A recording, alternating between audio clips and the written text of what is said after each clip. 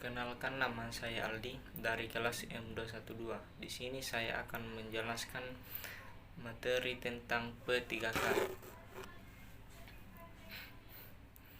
Pengertian P3K atau pertolongan pertama pada kecelakaan ialah upaya pertolongan serta perawatan untuk sementara agar korban kecelakaan keadaannya bisa lebih baik sebelum mendapat pertolongan yang sempurna dari dokter atau para medis.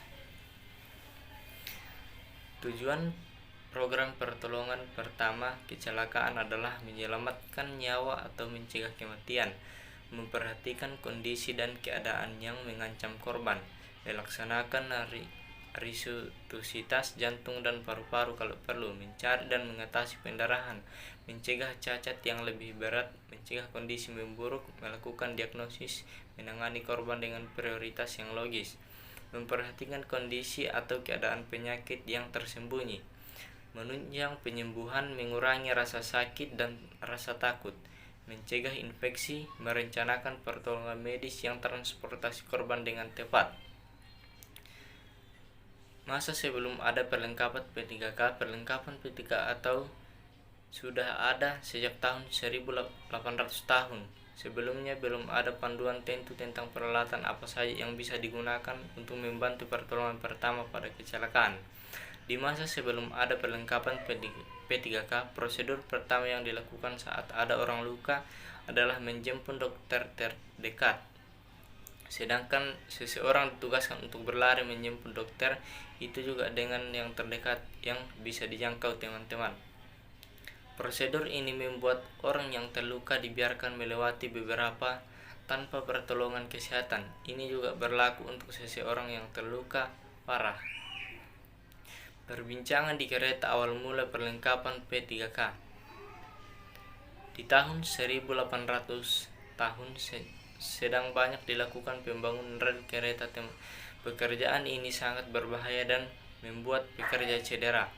Bahkan kala itu setiap tahun 1000 pekerja rel kereta meninggal dunia, teman-teman.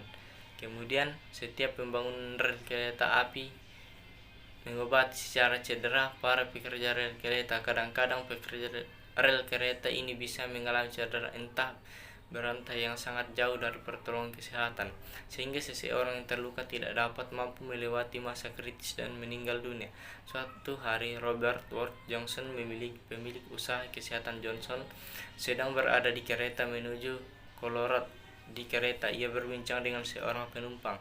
Penumpang ini adalah kepala ahli bedah untuk sebuah proyek pembangunan rel kereta. Ahli bedah ini menceritakan keadaan para pekerja yang sering mengalami cedera, namun terkadang untuk lokasi pertolongan kesehatan ditambah lagi ada pekerja yang mengalami luka berat yang harus dilarikan ke rumah sakit, namun rumah sakit juga letaknya jauh dari lokasi pembangunan.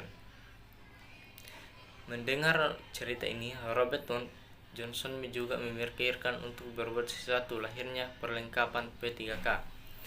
Isi kotak P3K pertama.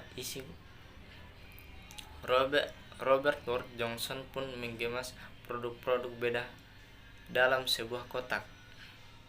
Ia berpikir kalau kotak berisi perlengkapan pertolongan pada kecelakaan ini bisa dibawa oleh pekerja rel kereta. Robert Ward Johnson kemudian mengirimkan surat pada kepala ahli beda proyek rel kereta. Ia menanyakan sekiranya apa saja peralatan yang perlu dalam sebuah kotak pertolongan pertama pada kecelakaan setelahnya. Robert Johnson menceritakan kebutuhan ini pada kepala sains Johnson, Fred Clymer. Fred Clymer pun mempelajari meneliti kebutuhan para pekerja rel kereta.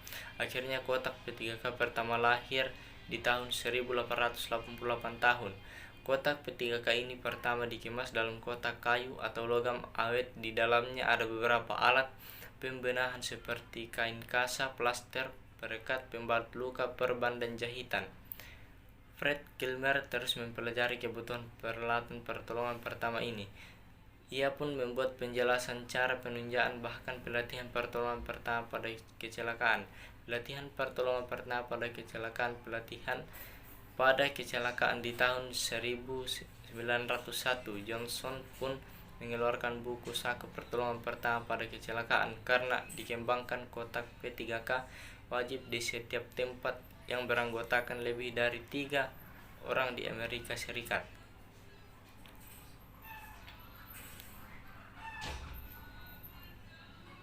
Adapun prinsip-prinsip P3K, yaitu tindakan dalam P3K yang harus dilakukan adalah memanggil dokter secepat mungkin. Bila dokter tak sengaja data, langsung antar korban segera ke rumah sakit. Hentikan perdarahan, mencegah dan mengatasi shock atau gangguan keadaan umum yang lainnya. Mencegah infeksi pada korban.